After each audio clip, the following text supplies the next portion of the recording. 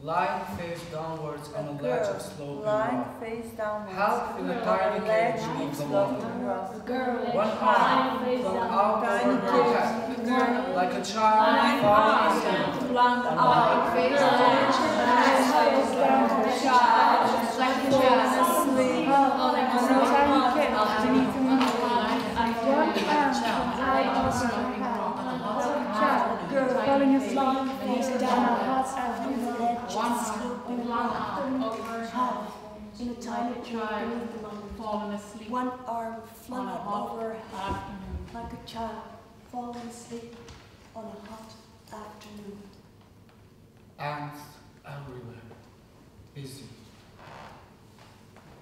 To Albert, a dead thing. Hated. Corrupted. He stretches out his leg, catches his elastic-sided boot on the one shoulder and tips it over, as he would a dead calf in the paddock. The eyes are closed, the dark ringlets matted with dust and dry blood. A big blowfly crawls out of a nostril. Albert gags, is almost sick. He forces himself to touch and hold one severely scratched wrist.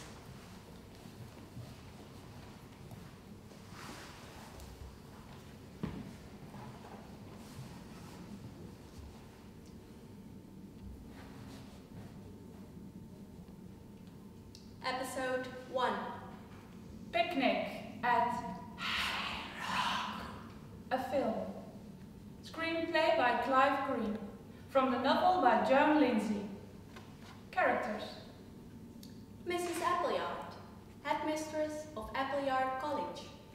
Miss Greta McCraw, mathematics mistress. Mademoiselle Diane de Poitiers, French mistress. Miss Dora Lumley, junior mistress. Miranda. Irma Leopold, Marion Quaid, senior boarders, all about 16, 17 years. Edith Houghton, about 14. Rosamond, about 15. Sarah Wayborn, about 13. Blanche, about 15. Fanny Juliana, about 14. Cook at the college. Minnie, Alice, maids at the college. Edward Whitehead, college gardener. Tom, handyman at the college. Mr. Ben Hussey, Wood End Livery Stable proprietor. Dr. Mackenzie, family doctor from Wood End. Sergeant Bumfer, Constable Jones, Wood End Police. Mrs. Bumfer, Colonel Fitzhubert, Mrs. Fitzhubert, Michael Fitzhubert, the Colonel's nephew, about 18. Albert Crundle, coachman at Lakeview, about 20. Maid at Lakeview, reporter from a Melbourne newspaper, schoolgirls, townspeople, locals and assorted bucolics, searchers, police dog handler, policemen, black tracker, musicians, guests, footmen, maids at Lakeview Garden party, father of one of the schoolgirls. Mr. Hussey's assistant, small boy, outside Wooden Church, clergyman. 1. Exterior, mist, early morning, grey, early morning mist, limbo. Sound. Practically nothing, except perhaps a faint light whisper of wind, but hardly there, just a zephyr. A distant bird call, or two. Supertitle. On Saturday the 14th of February 1900, a party of schoolgirls from Appleyard College picnicked at near Mount Macedon in the state of Victoria. During the afternoon, several members of the party disappeared without trace. Begin losing super, dissolve through the misty limbo to 2. Exterior, early morning. very wide shot. The rock, strange, haunting, standing up out of the fog-blanketed plain. Super main titles, low angle shot. The jagged peaks of glinting in the early morning sunlight. Miranda. Voiceover. A whisper.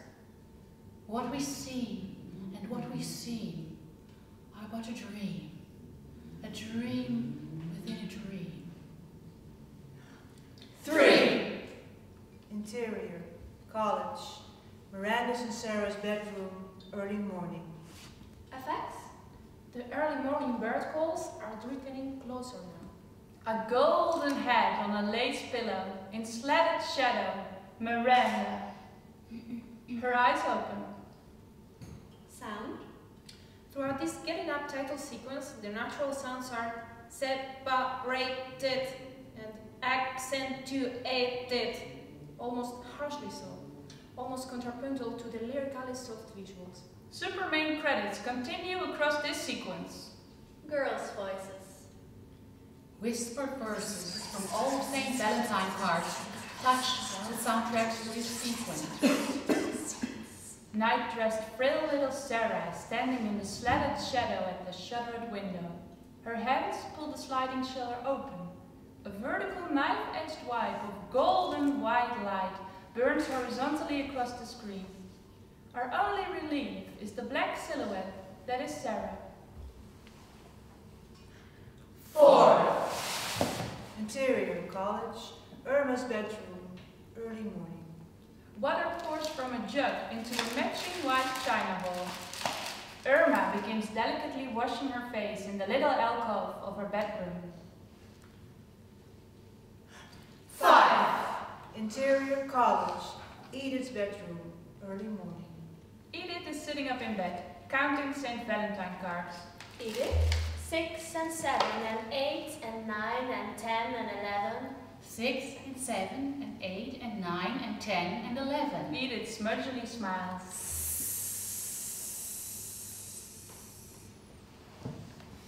6. Interior, college, Miranda's and Sarah's bedroom, early morning. Miranda is sitting on her bed, staring out of the window. Effects? The bird call outside is clear and pure, and loud and primitive. Miranda's golden head in the sun. 7. Interior, college, Marion's bedroom, early morning. Marion is completing the fastening of her button-up boots. A methodical, mechanical routine. She picks up her glasses, breathes upon them, rubs them with a tiny square of chamois leather, holds them to the light to check that they are sparkling clean, then places them squarely on her face, ready to face the world. 8. Interior, college, Miranda's bedroom, early morning. A china washing bowl filled with water and floating flowers. Miranda drifts into shot, begins washing her face in the flower-filled water. 9. Interior, college, Blanche and Rosamond's bedroom, early morning. Rosamond in a petticoat, posing before a mirror, holding a dress in front of her. Blanche, dressing beyond her, sees what Rosamond is up to, comes across, snatches back her dress. 10. Interior, college, bedroom, early morning. 2 beautiful heads of tousled hair fill the frame, reading a St. Valentine card. 2 girls? Whisper. 1 for sorrow, 2 for joy. 11. Interior, college, other bedrooms, early morning. Junior girls dressing, pulling on stockings, smoothing down bodices, tying ribbons, gold-flecked shafts of light and tumbled snowy bed linen, lawn and lace and bare legs, and newly budding breasts and shining cascading hair. Joyous, calm, innocent sensuality.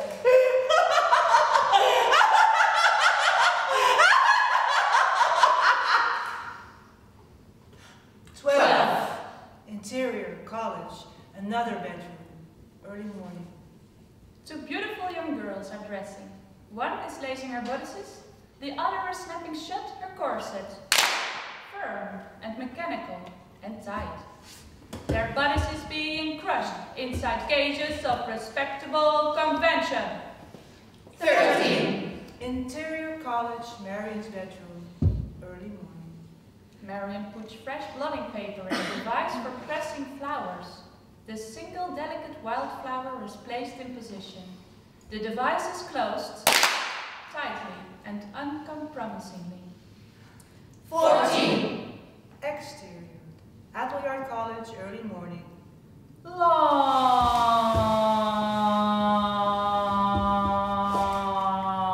shot.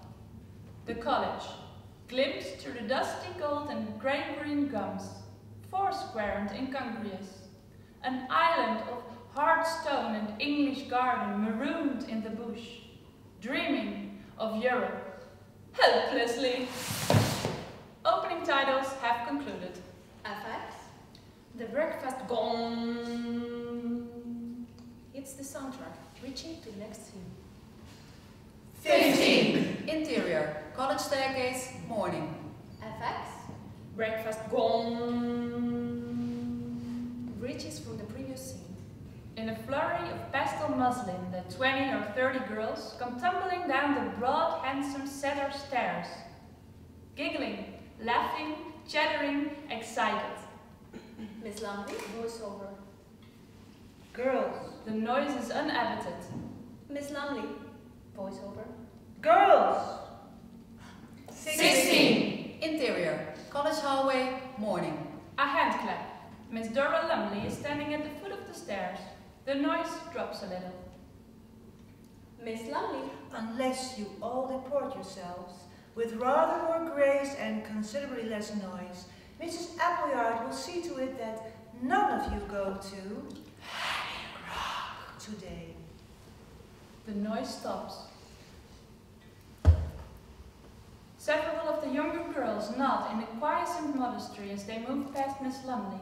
But the older girls, Miranda, Irma, and Marion, choose to ignore Miss Lumley. They're almost as old as she is anyway.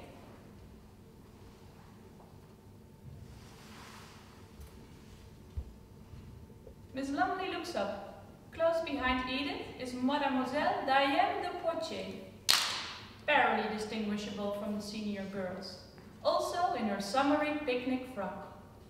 Diane. Smiling sweetly. Bonjour, Miss Lumley. Miss Lumley. Good morning, Mademoiselle de Poitiers. Miss Lumley's tight, cold smile to Diane means, "You were with these girls, mademoiselle. Why didn't you keep them quiet?" Diane's smile back could be interpreted as, "Today is St. Valentine's Day, and besides, we are going on a picnic. Why don't you stop nagging?" Diane moves past, on her way to the dining room. The last girl to pass Miss Lumley is also the youngest. Sad little Sarah Wayborn. She is waylaid by Miss Lumley. Miss Lumley. I believe Mrs. Appleyard has decided that you are not to go on the picnic, Sarah. Sarah looks at Miss Lumley. She says nothing. Miss Lumley. Smiling obliquely. That makes two of us. Now, off you go. Sarah doesn't answer. Miss Lumley stands to one side, allowing Sarah to go through towards the dining room, watches her for a moment, then follows.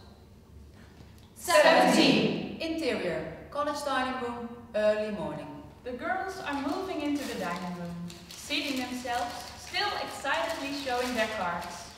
Isolated in her own pool of golden light, Miranda is gazing dreamily out at the sunlit garden. The maids are beginning to serve breakfast. Miss Lumley enters, moves to the head of the table, holds everyone with her stern gaze. Miss Lumley. For what we are about to receive, may the Lord make us truly thankful. The joyous, expectant meal begins. 18.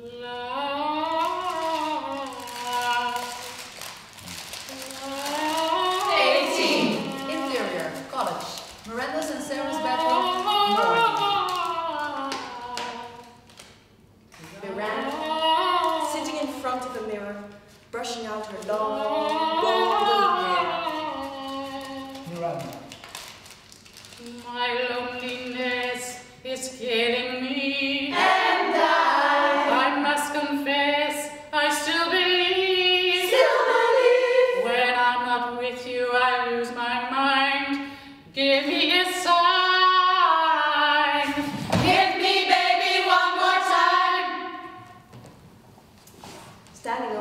dressing table in front of Miranda is a homemade St. Valentine's card.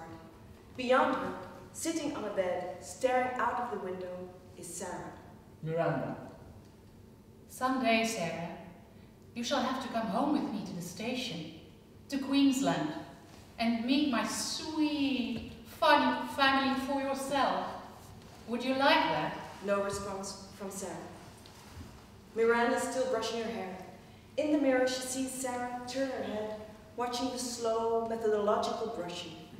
Miranda speaks to the Sarah in the mirror. Miranda. You must learn to love someone else apart from me, Sarah. I won't be here much longer. Sarah looks at her a moment longer, unblinking, then turns face back to the window. Rosamund and Irma come into the room. Sarah excludes them. Rosamund. What do you think, Miranda? Miranda looks up. They see her face reflected in the mirror. Rosamund. Somebody had the nerve to send Miss McGraw a card on a square paper covered with tiny sounds. Miranda's face reflected in the mirror. Hold the moment. 19. College grounds, morning. The outdoor dungeon, a simple timber guard house set amid garden greenery. The lid inside can be heard to thump down. The door opens and out comes Miss Greta McCraw, mathematics mistress, stiff, angular, and old-fashioned. We follow her as she walks sedately towards the front of the house, dressed in a tatty formal way for the picnic. She rounds the corner to see the girls under the slightly excited supervision of Diane, waiting just off the veranda. Diane. To Irma. Tais-toi, Irma. Miss McCraw vient d'arriver. Miss McCraw, obviously, completely out of her element, supervising an excursion, attempts a dignified holiday smile, but it gets lost on the way out.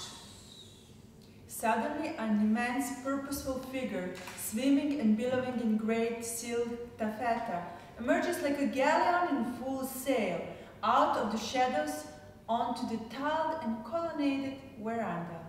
The girls are drawing themselves up in a half circle as Mrs. Appleyard takes up her position on the veranda. Mrs. Appleyard.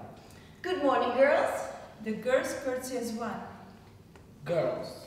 Good morning, Mrs. Appleyard. Mrs. Appleyard. Well, young ladies, we were indeed fortunate in the weather for a picnic to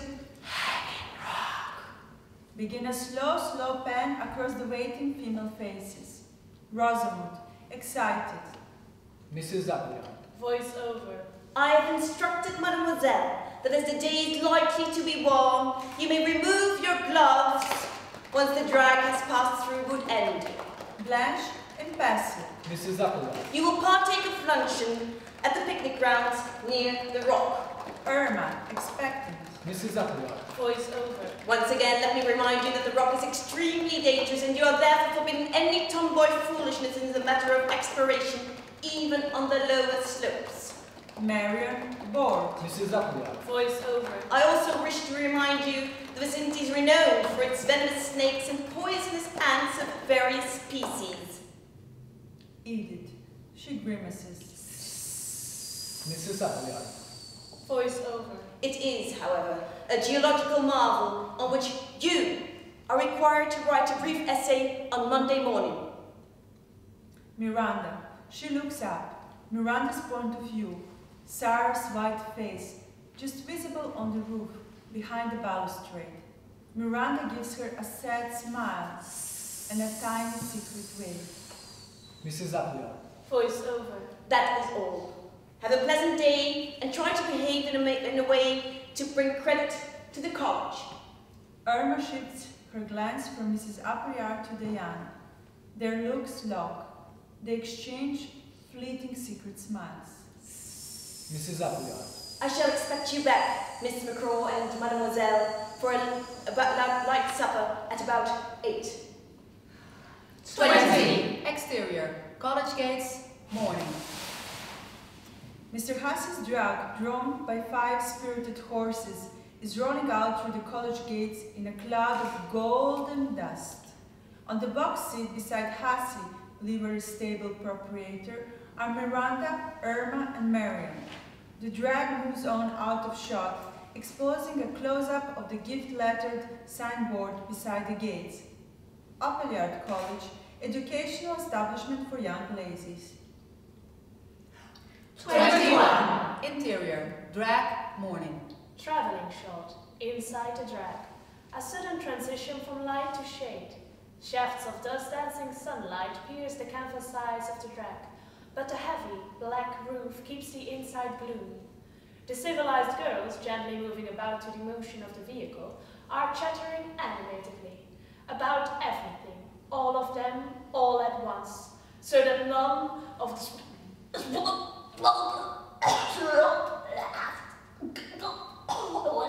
whispered words are discernible. Miss Macron and Diana are sitting together. Dust is seeping in, penetrating to eyes and the hair. And the air in the enclosed space is beginning to grow stifling. Miss Macron speaks, ostensibly to Diane, but in fact to anyone or no one. Her hard murmur penetrates both the gloom and the noise. Miss Macron.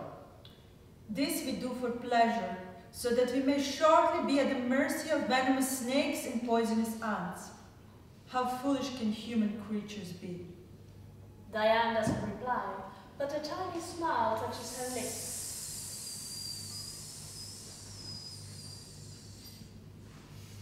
22. Exterior, row 2, morning. Very wide screen.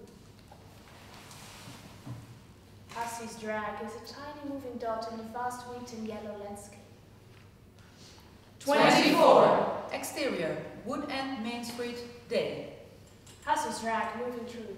Small boys chasing a dog barking. An old man on the pub veranda watches with bored interest. 25. Interior, drag, day. The girls are pulling off their gloves. Wood End is fast. They are pitching and jolting, closer and closer to freedom.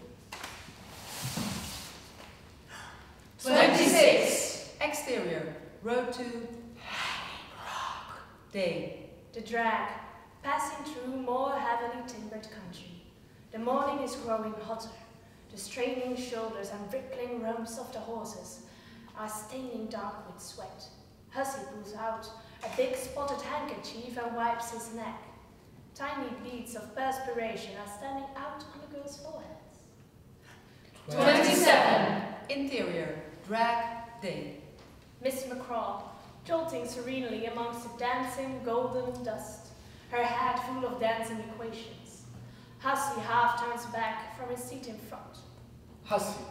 It must be nearly 12 o'clock. We haven't done too badly so far, ladies. I swore I'd have you back at the college by 8. Miss McCraw. There is no reason why we should be late, even if we linger an extra hour at the Rock. Mr. Hussey knows as well as I do that two sides of a triangle are together greater than the third. This morning we have driven along the two sides of a triangle. Am I correct, Mr. Hussey? Hussey nods. Miss McCraw. Very well then. You have only to change your route this afternoon and return by the third side. The return journey will be along the hypotenuse. Hussey winks at the girls.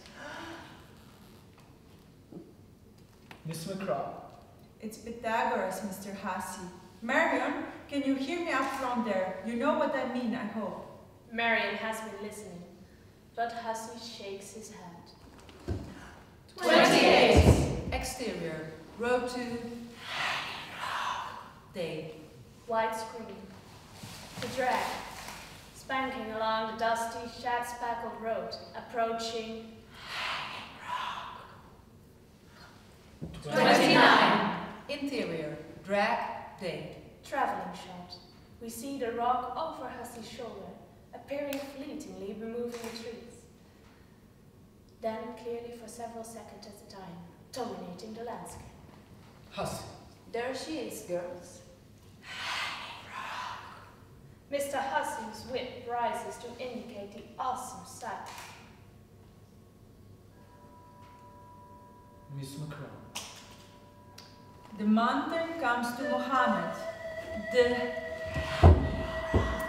comes to Mr. Hussey. Hussey. More than 500 feet high. She is volcanic, of course. The girls and the two teachers are pushing forward to see. Hussey. Thousands of years old. Miss McCraw. 1,000,000 years old, Mr. Hussey, or thereabouts. Hussey. Yes, well, that should be right. Thousands, millions, that feel of a long time anyway, in a manner of speaking. Miss McCraw. Only 1,000,000 years ago, quite a recent eruption, really. The rocks all round Mount Macedon itself must be all of 350 million years old. Miss McCraw is away. Only Marion, seeker of all truths, is really interested. But Miss McCraw continues in her harsh, dry murmur, a strange, reverential tone in her voice. Miss McCraw. Celestius lava, forced up from deep down below, saw the trachytes extruded in a highly vicious state, building the steep-sided mountains we see in... Hussey, almost drowsing, has long been left behind in technicalities. The drag rattles and jogs along. The great rock itself, clearly visible now, standing high out of the plain, bearing towering witness to the truth of Miss McCraw's monotone. Miss McCraw. and quite young, geologically speaking, barely 1,000,000 years. Airman. Waiting 1,000,000 years just for us. Miss McCraw says nothing. Her thoughts are hooded now, but there is a strange, unreal gleam in her eye. Affects. The sound of cicadas, not loud, but just insinuating themselves above the pad of horses' hooves on dust and the creak of the wheels. The cicadas bridge to the next scene. 13. Exterior. Row 2. Day. The brooding rock is close, the drag moving towards it, inexorably. Effects. The sound of cicadas, continuing, only a murmur. 31. Exterior, creek below. Midday. Effects. Cicadas, a touch louder. Constant shrill background, but still held low. A shiny wagonette is drawn up near the creek, an elaborate picnic. A little woman in an elaborate silk dress, Mrs. Fitzhubert, a stout, bewhiskered, red-faced woman wearing a solar topi, Colonel Fitzhubert, and a young man in riding breeches, their nephew, the honorary Michael Fitzhubert, finishing their lunch. Behind them is the magnificent backdrop of all three people are drinking tea. Mrs. Fitzhubert. More cake, Michael? Michael. No, thank you, Aunt. The tea drinking continues in total silence from the people, though the constant hum of cicadas populates the hot, still air. The long moment of inactivity continues, seemingly interminable. Finally, Michael sets down his cup and saucer and stands. Michael.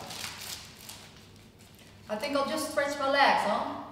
Mrs. Fitzhubert. Almost drowsily. Don't go too far. And be careful, there could be snakes.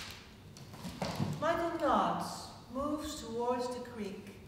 Colonel Fitzhubert has said nothing. He is just sitting there. His eyes beneath the shading pith could be glass. 32. Exterior, tree near creek. Midday. Michael has reached the creek.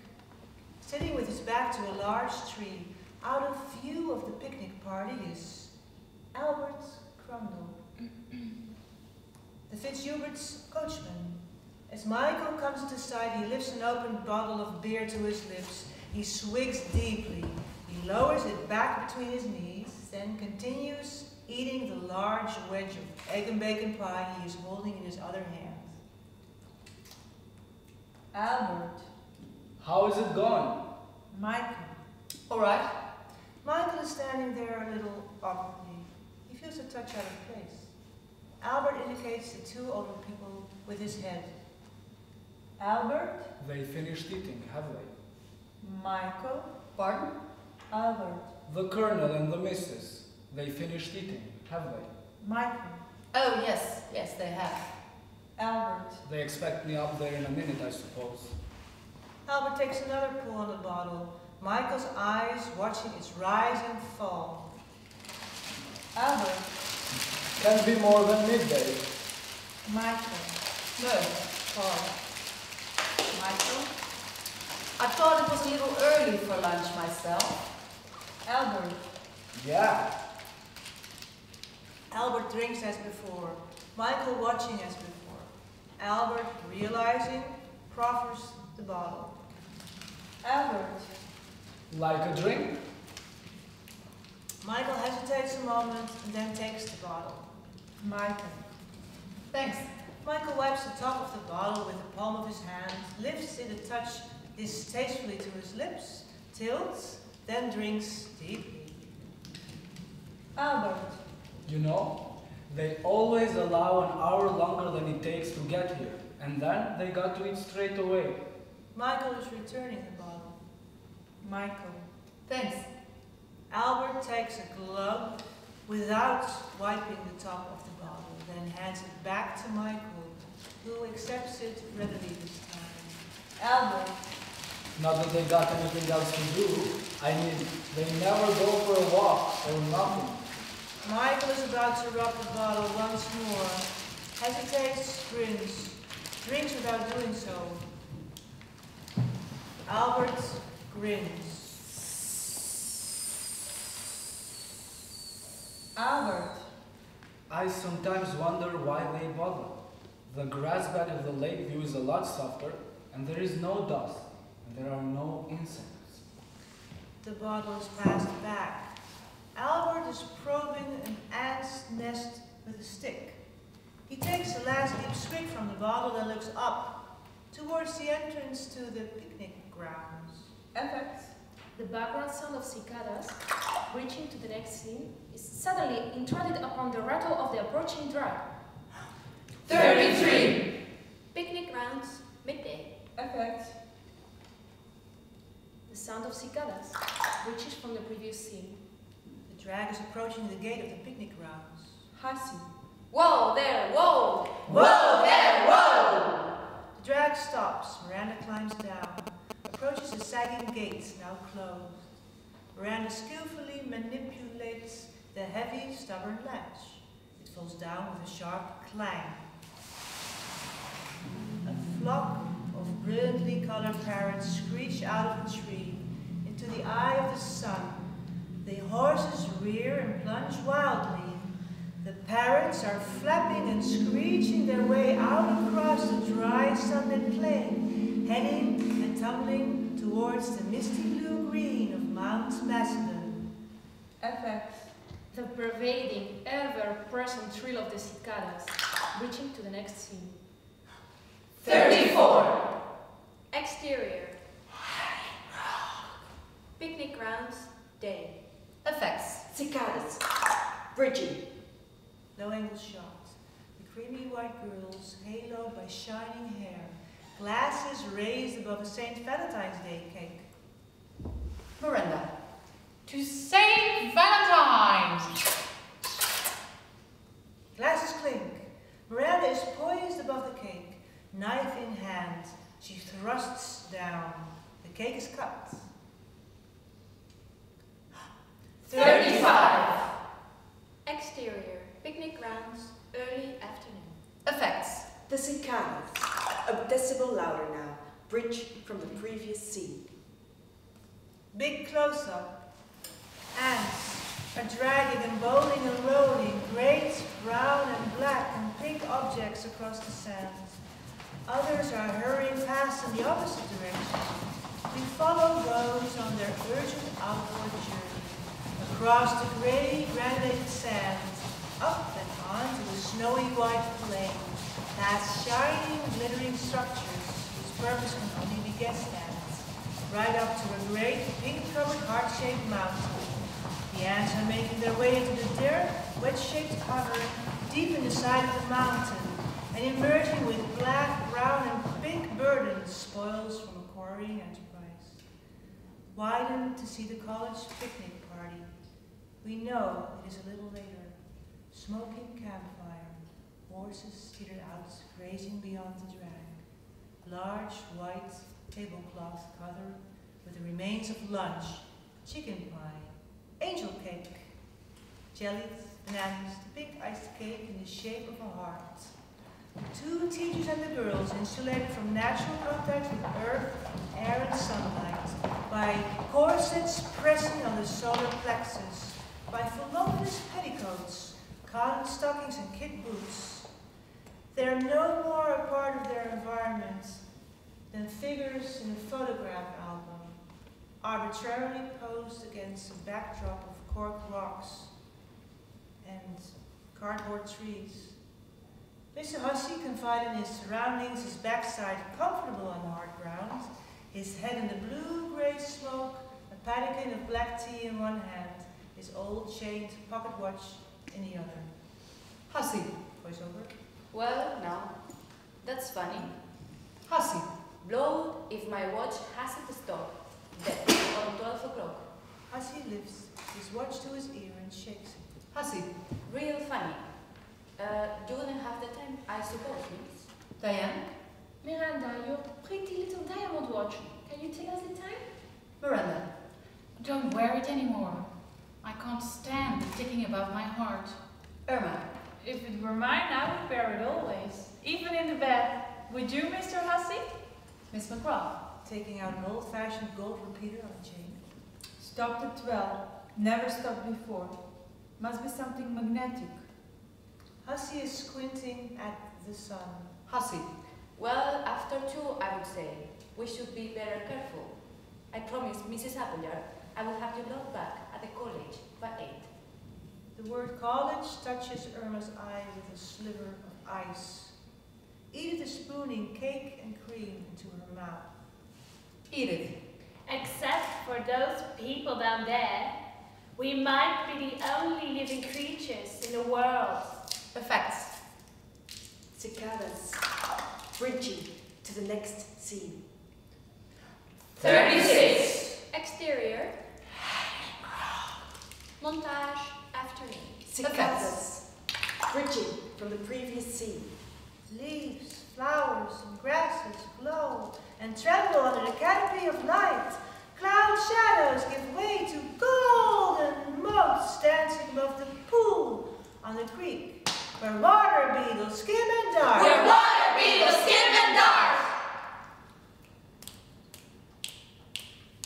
In the forest, on the shelter itself, lizards bask in hard stones and armored planet beetles rolls over, lies helplessly kicking on his back.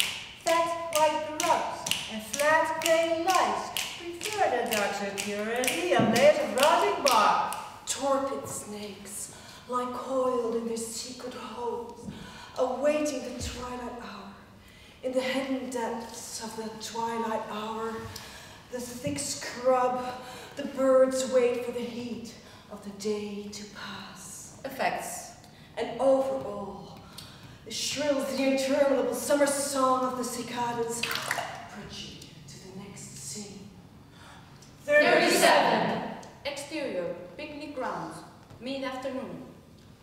Effects. The cicadas, a touch shriller and louder now, bridge from the previous scene. The picnic has been cleared away. The girls, drugged with rich food and sunshine, are sitting and lying about, dozing and daydreaming. One of the girls is sketching Miss McCraw, too easy to caricature, sitting bolt upright on a fallen log, her nose deep in a book. Hussy has gone off for a stroll somewhere. Diane is relaxed at full length on the grass, seemingly asleep. Irma and Miranda are sitting opposite her. Irma delicately peeling an apricot with a small fruit knife. Marion. Excuse me, mademoiselle? Yes, Marion? Marion. I should like to make a few measurements of the rock if we have time, with Miranda and Irma. Diane isn't too sure. Irma. Please, mademoiselle, we will be back long before tea. Diane looks at Miss McCraw, but she is totally engrossed in her book, or appears to be. Diane looks back and smiles, nods. Suddenly Edith appears. Edith. May I come too, please? The three seniors exchange glances and nods. Finally, Irma turns to Edith. Irma. So long you don't complain. Edith. I won't, I promise. Miranda. And don't you worry, mademoiselle. We shall only be gone a little while. Leanne watches as the four girls walk off towards the creek. Miranda a little ahead, gliding through tall grasses. Marion and Irma following arm in arm, with Edith bumbling along in the rear. Before they move out of sight, Miranda stops, turns her shining head and gravely smiles at Diane, who smiles back and waves. Close up, a page in a book, on Diane's lap, a Botticelli angel. Diane. Mon Dieu, no, I know. Miss McCraw's sharp, peering face looks up. Miss McCraw. What do you know? Diane. Diane is suddenly embarrassed, but she goes on nevertheless. Diane. I know. Almost to herself. I know that Miranda is a Botticelli angel.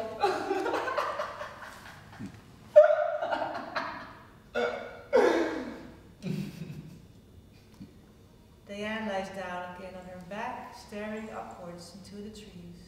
She nibbles a stalk of dry grass. Nothing for a long, long minute. She's almost asleep. With a great effort of willpower, she turns over onto her stomach.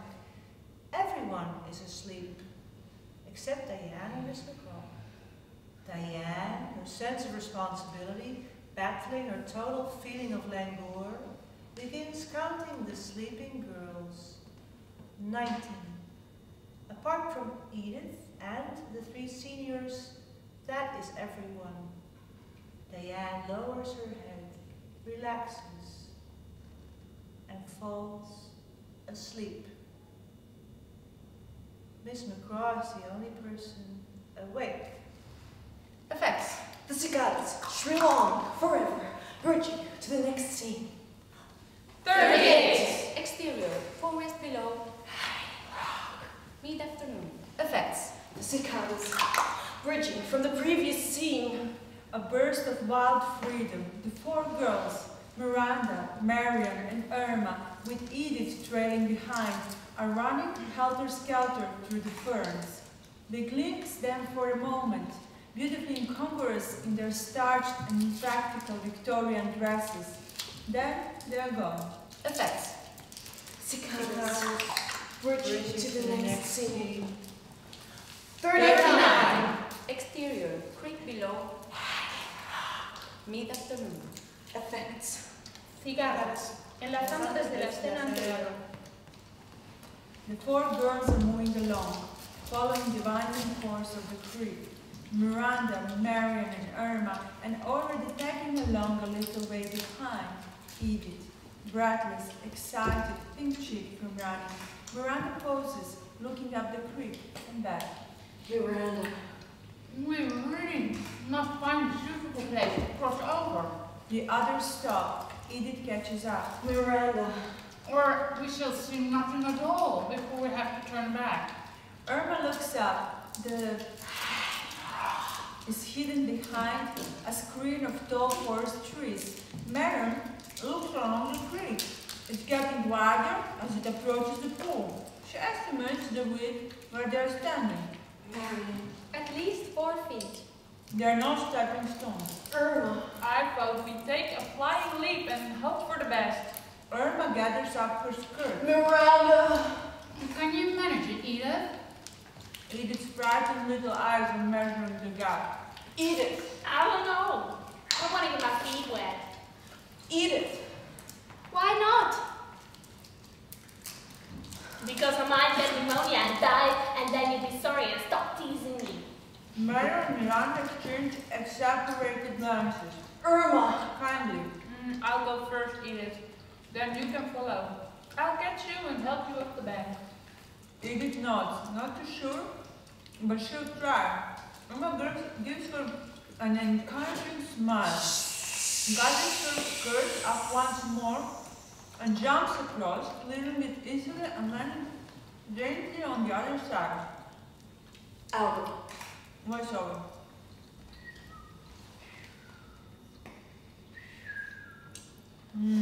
Pull back very wide.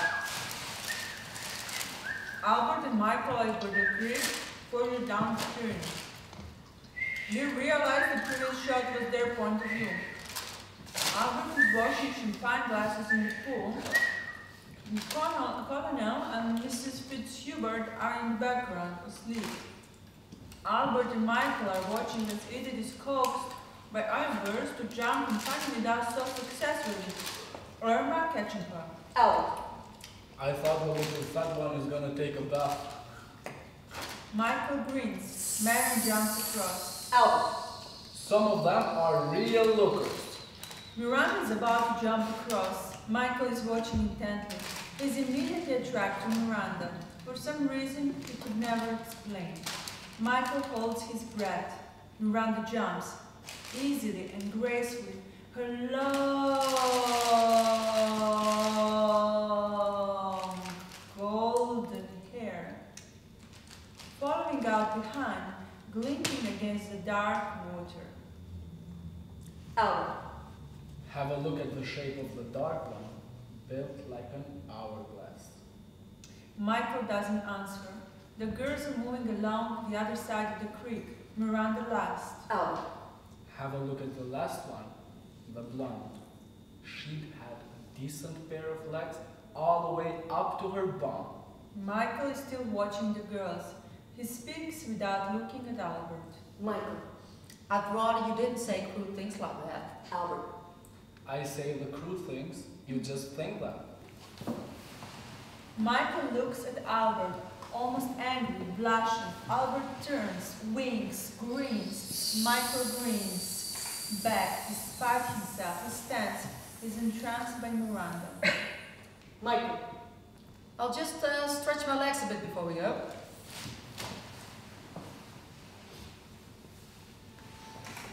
Albert stands, watching the moment. His point of view. Michael disappearing into the forest, following the direction taken by the girls. The four girls are nowhere in sight. The bush is empty and silent.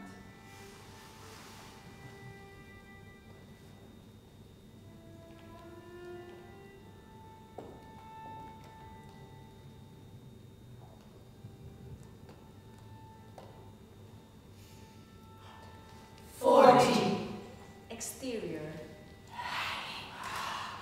Mid-afternoon. Effects. Excepto por el siempre presente bullicio de las cigarras, enlazando con la siguiente escena. The four girls are pushing their way through the scrub.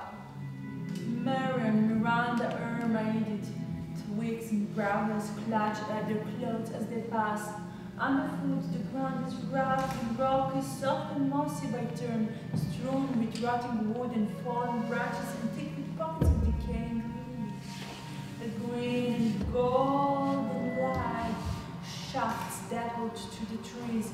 Suddenly ahead is a short grassy slope. The girls are concentrating on the obstacles underfoot. Miranda pauses, looks up.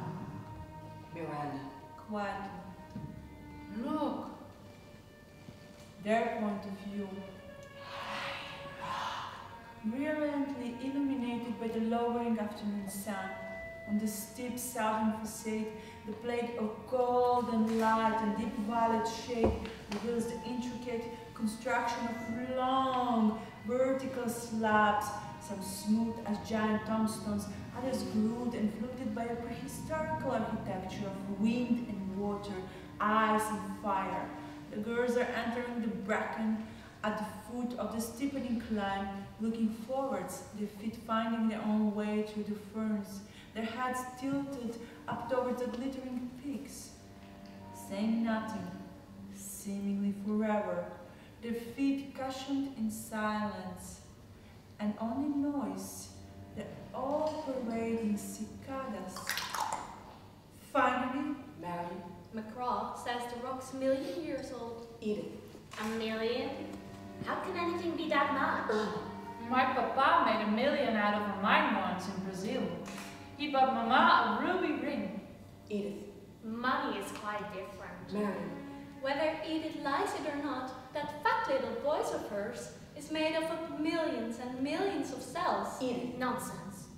Mary. And what's more, you little goose, you have already lived for millions and millions of seconds. Mary. In the life of the world, 1,000,000 years is only that much.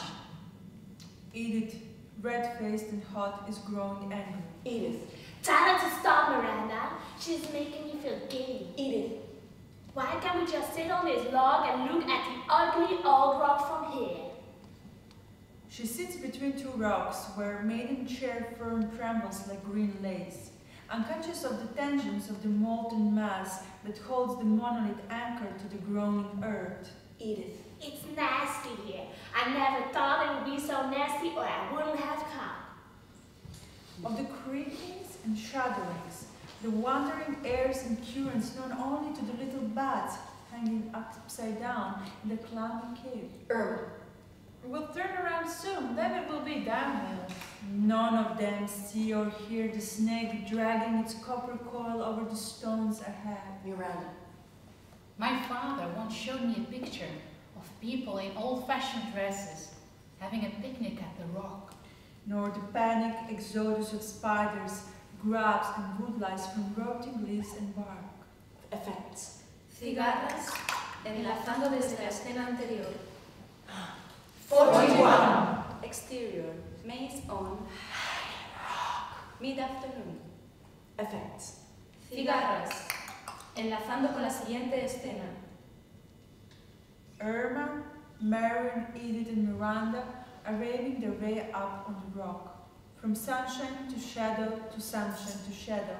Irma has curled up in a small hollow, a rock shelf, her legs tucked up under her long dress, her body partly in shadow. She's singing. The others come into shot, moving past. Marion and Miranda take up the singing.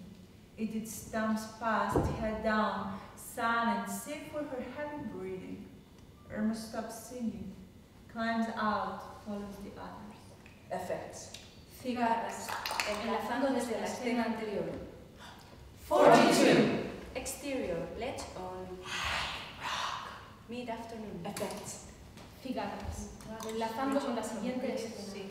Grote springhanige chirp vormt de overgang vanuit de vorige scène. A rock ledge, an almost circular platform enclosed by rocks and boulders and few straight tall saplings. Miranda peers, then Marion, Irma, finally Edith, exhausted. Miranda. We can't go much further. We promised Mademoiselle we wouldn't be long away. The three older girls explore the ledge. Edith sits down in the shade, hot and huffy. Irma discovers a sort of porthole in one of the rocks. Irma. If only we could stay out all night and watch the moon rise. Miranda has come up beside Irma and is watching the scene below. Edith. Blanche said Sarah writes poetry in the dunny. She found one all about Miranda. Miranda. Gently. She's an orphan. Irma. Sarah reminds me of a little deer Papa brought home once. I looked after it, but it died. Mama always said it was doomed. Edith. Doomed? What does that mean, Irma? Irma. Doomed to die, of course. My loneliness is killing me and I. it all well. Mary. To Edith. I do wish you'd stop talking for once. Irma kneels down and strokes Edith's burning forehead and lays her hand on the back of Edith's hand. A tear trickles down Edith's face. Irma. We'll be back soon. It's downhill. Irma has taken off her shoes and stockings, and clutching shoes in one hand and stockings in the other, she shakes out her ringlets, springs up to a flat-topped rock and begins to dance like a ballerina, with curls and ribbons flying and bright, unseeing eyes. She blows kisses to her admirers in the wings, tossing a flower from her bouquet into the stalls. As Irma has been dancing, Marion and Miranda have pulled off their shoes and stripped of their stockings and are moving off, uphill, away from the ledge. Irma at last sinks into a full-blown curtsy to the royal box halfway up a gum tree. Edith, standing now, points uphill. Edith. Look, Irma, look at them. Where in the world are they going? Without their shoes. Irma looks last mischievously and follows, still holding her shoes and stockings at the end of outstretched arms. Edith watches for a moment, distressed, and sets off after them. Edith. Irma, wait for me. Wait. The three older girls are almost out of sight. Sobbing quietly to herself, Edith drives her pudgy little legs to follow. Effect. The cicadas shrill on, reaching to the next scene. 43. Exterior, higher ledge on. Late afternoon. Effects. Cicadas, louder now, reaching from the previous scene. A semicircular shelf, higher up, much the same as the lower one. Irma is peering down. Irma's point of view. At the plain below, just visible, infinitely vague and distant. The glint of water, tiny figures coming and going through drifts of rosy smoke or mist. Irma. Voiceover. Whatever can those people be doing down there? Like a lot of ants. Marion is leaning over Irma's shoulder, looking down. Marion. A surprising number of human beings are without purpose, although it's probably that they are performing some function unknown to themselves. Irma is looking out now, not down. Out across the golden mystic plain. Miranda has joined them. Miranda. Everything begins and ends at exactly the right time and place. The distance is still, totally. Not a breath of wind moves Irma's hair. Suddenly, Effect. A sound as of a distant roll of drums approaching across the plain insinuates itself under, into, and above the constant shrill of the cicadas, and is suddenly gone. if Irma heard the noise, she made no reaction. Miranda. Voiceover. Look. The girls turn. Miranda is pointing further up ahead, their point of view, the monolith rising up ahead, a single outcrop of pock-marked stone, a monstrous egg perched above a precipitous drop to the plain. The girls, still carrying their shoes and stockings, begin moving upwards again. Edith sighs to herself and follows. The girls drag their leaden limbs up the slope and fall down on the gently sloping rock in the shelter of the monolith, and are instantly in a deep sleep. Effect. Suddenly the cicadas stop.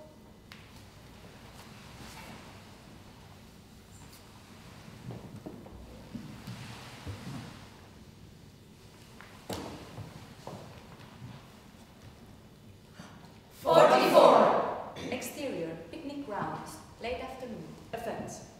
The cicadas are hard at it again. The gold silence was short-lived.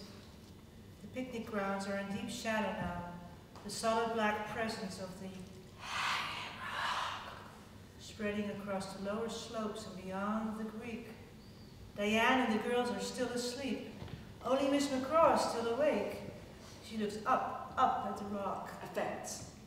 The cicadas are still shrilling, inevitably, but the new sound insinuates itself, a low, wordless murmur, almost like distant voices, with now and then a sort of trilling that might be little spurts of laughter but very distant. Miss Miss McGraw McGraw is still looking up at the rock. Effects. The mirror intruding has gone. El ensordecedor sonido de las cigarras aumenta en volumen, perceptiblemente, enlazando con la siguiente escena. 45. Exterior. Late afternoon. Las cigarras. Penetrante insistentemente, enlazando desde la escena anterior. The light is strange and beautiful. Golden yellow against a dark background as though a thunderstorm is imminent. High angle shot from the monolith. An unknown point of view, framed in leaves, peering through foliage. Close up. Miranda's shapely bare leg. A procession of queer-looking beetles in bronze armor is making a leisurely crossing of her ankle. Effects.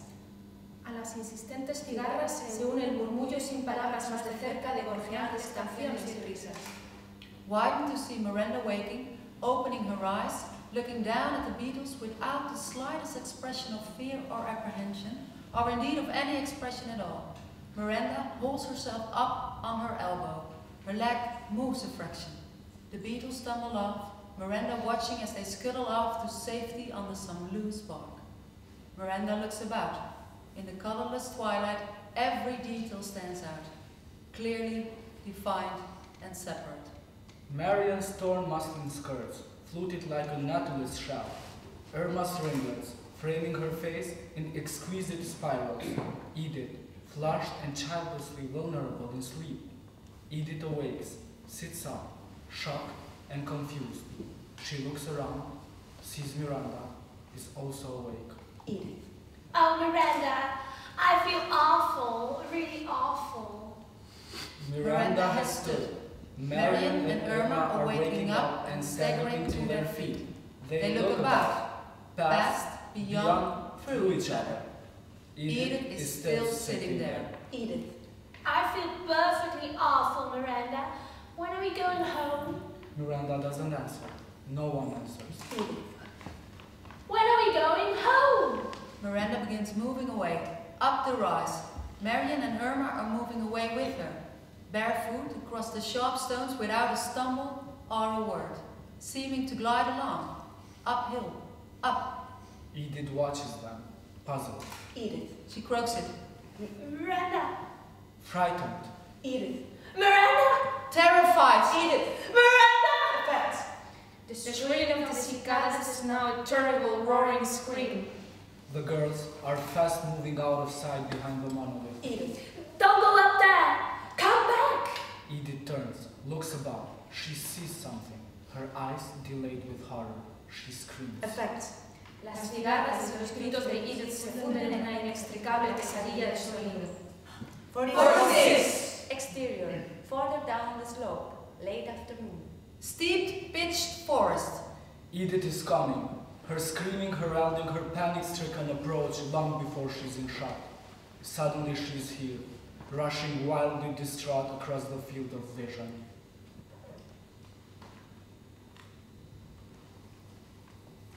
Stumbling, pitching, running, running, running, and screaming.